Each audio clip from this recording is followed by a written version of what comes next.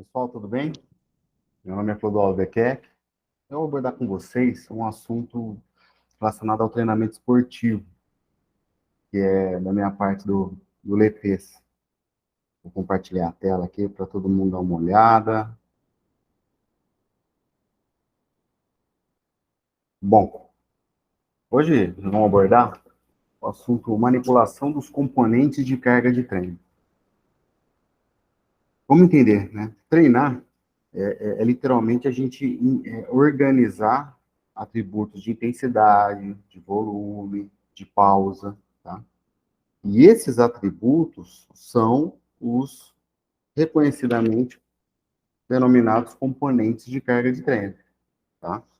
Então, os componentes são intensidade, volume, pausas, velocidade de execução, ações musculares, intervalo entre as sessões e número de sessões. Vamos um por um. Intensidade, tá? Intensidade é o que a gente usa para suportar uma carga em termos musculares. Então, por exemplo, na musculação, é o peso que eu estou suportando. 30 quilos no supino, 50 quilos no puxador, e por aí vai. Intensidade é a velocidade na esteira. Intensidade é a carga que eu suporto numa flexão de barra, numa flexão de braço, num trabalho de calistenia, ou o peso que eu estou suportando do meu corpo numa calistenia também. Tá? Então, tudo isso são características de intensidade. Indicadores de volume são indicadores de quantidade de repetições, tá? Isso envolve número de exercícios, número de séries, número de repetições. Então, por exemplo, eu estou trabalhando no supino reto, 4 séries de 10 repetições com 50 quilos. Então, 4 séries de 10 repetições entram na característica de volume e os 50 quilos na característica de intensidade. Porém, se eu trabalho, por exemplo, supino reto, supino inclinado, pec deck, 4 séries de 10 repetições, eu estou fazendo 120 repetições na sessão de treino para aquele grupamento muscular. O que isso implica? Mais tempo sob tensão. Tá? Não é bom nem ruim, precisa ser organizado de acordo com a distribuição das cargas ao longo do microciclo, pensando em tempo de estímulo e tempo de recuperação. Tá? E as pausas. Então, vamos lá. Eu estou trabalhando com pausas de 30 segundos, pausas de 40 segundos. O que a pausa implica? A pausa implica no tempo que a gente ganha para ressintetizar fosfagênio, para ressintetizar ATP que foi utilizado dentro daquele volume da intensidade de esforço. As pausas, elas são muito importantes quando caracterizamos a adaptação proposta. Por exemplo, se eu quero adaptações aeróbicas, se eu quero adaptações de resistência anaeróbica lática, ou seja, eu quero melhorar a quantidade de mitocôndria, eu quero melhorar a quantidade de MCT, eu quero melhorar a quantidade de hemoglobina, tudo relacionado a melhoras no meu sistema de tamponamento muscular. Isso leva a intervalos de recuperação que nós chamamos de incompletos, tá? Que é de 1 segundo até 90 segundos. O que é importante a gente entender é que quanto menor o intervalo de recuperação, menos ATP eu estou ressintetizando. Então, vamos dar um exemplo. Se eu der um intervalo de 30 segundos, eu estou ressintetizando aproximadamente 60% do fosfagênio, do ATP, que foi utilizado na série anterior, tá? Então, nota esse número. Se eu estou fazendo, por exemplo, 4 séries, na primeira série eu ressintetizei 60%, ou seja, eu estou com 60% do meu ATP utilizado. Na terceira série, eu estou com 60% dos 60%. Na quarta série, 60%, 60%, 60%. Isso vai levar a uma degradação, a uma fadiga X e a uma quantidade de lesões sarcomerais X também. Se eu dou um intervalo de 1 minuto, eu já estou ressintetizando mais de 80% do meu ATP. Então, a cada série, eu tenho mais ATP para utilizar. Então, o que a gente precisa entender nessa manipulação das pausas? mais intervalo, eu tenho menos degradação, mas eu tenho mais qualidade de movimento na próxima série. Eu consigo manter a qualidade de movimento. Menos intervalo, eu tenho menos qualidade, mas eu também tenho maior degradação. Então, eu preciso entender como que eu posso manipular. Tá? Se eu quero manter qualidade, talvez trabalhar com uma base mais estável. Por exemplo, ao invés de supino reto na barra, no halter, faço supino reto no aparelho. Num aparelho, já melhora a qualidade. Então, eu consigo gerar maior degradação, mantendo um pouco mais a qualidade. Tá?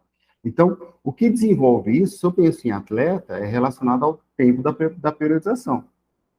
Tá? Como uma pessoa que não é atleta, eu vou pensar na distribuição de estímulos ao longo do microciclo. Por exemplo, só vou trabalhar uma vez a semana supino reto, ou peitoral, perdão, com o meu cliente. Então, necessariamente, eu vou precisar gerar maior lesão para compensar todo esse período. Se eu trabalho 3 vezes na semana, não preciso me preocupar com tanta lesão assim. Espero que tenham entendido.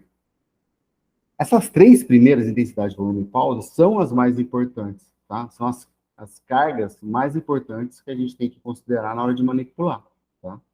Preciso muito levar isso em consideração. Tanto que intensidade e volume é o que a gente chama de densidade de treinamento, ou tonelagem, né? Eu estou levantando, por exemplo, 4 séries de 10 repetições, de 100 quilos no supino, tá? 100 quilos, 10 repetições, 1.000 quilos, 4 séries, 4.000 quilos. Essa é a tonelagem, né? Os soviéticos trabalhavam com a chamada tonelagem e organizavam as periodizações pelo aumento progressivo dessa tonelagem ao longo dos macrociclos, tá? O outro indicador é a velocidade de execução. A gente vai até mostrar um artigo para vocês que ele mostra essa capacidade de manipulação, tá? Então, eu posso trabalhar com velocidade lenta, velocidade rápida, cadência lenta ou rápida, cadência lenta na fase excêntrica, rápida na fase concêntrica, ao invertido, cadência rápida na fase excêntrica, lenta na fase concêntrica, tudo pode ser trabalhado, tá? Cadência lenta, pausa em isometria, cadência rápida também. Tipos de ações musculares, se eu só trabalho com ação concêntrica, só ação excêntrica, com ciclo completo, se ação excêntrica, concêntrica. Intervalos entre as sessões, tá? O intervalo é importante proporcional ao grau de lesão sarcomeral que eu promovi, tá? Um exemplo, se eu trabalho com uma cadência normal, sabe, 3 tempos, 3 segundos para subir, 3 segundos para descer, né, 3 segundos na fase concêntrica, 3 segundos na fase excêntrica, num treinamento de 60 minutos de hipertrofia, eu preciso aguardar 40 minutos para promover novo estímulo para aquela sobrecarga, tá?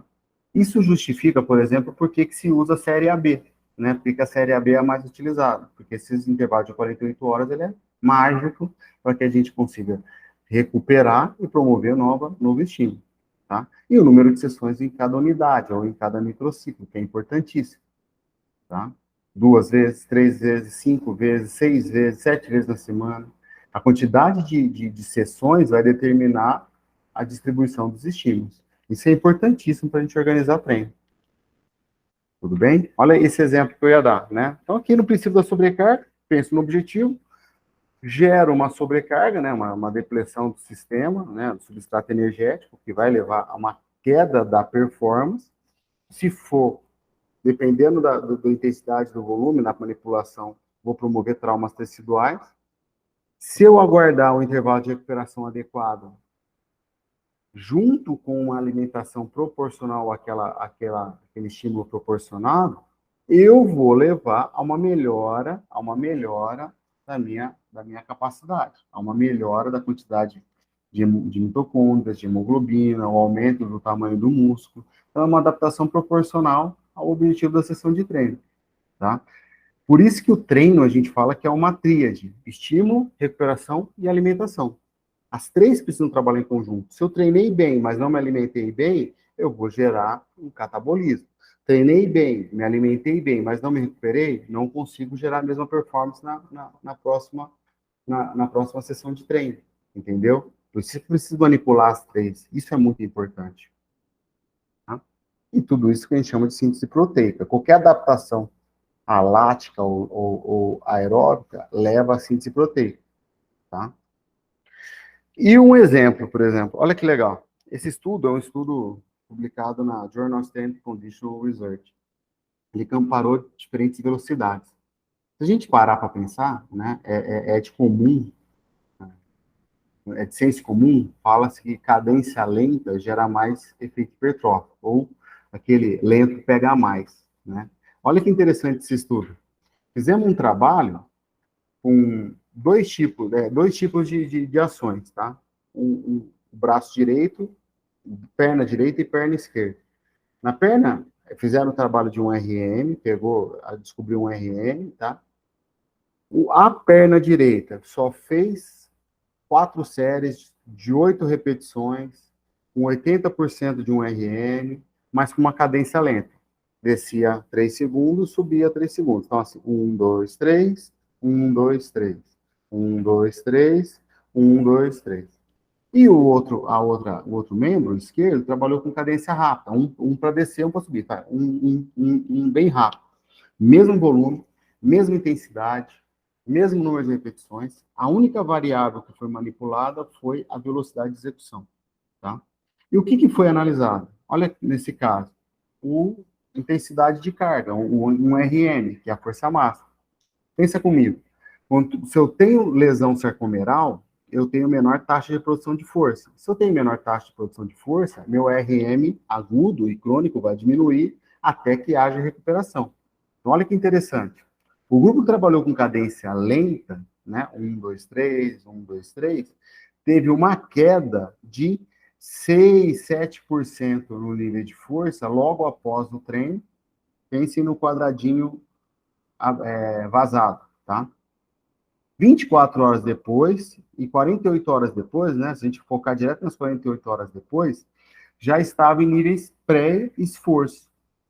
E se a gente olha, após 72 horas, já está ganhando força. Ou seja, esse treino com cadência lenta, como foi falado anteriormente, ele leva a uma recuperação em 48 horas. Posso trabalhar com série AB, tá? Agora, a pergunta é, qual que gerava a maior lesão sarcomeral?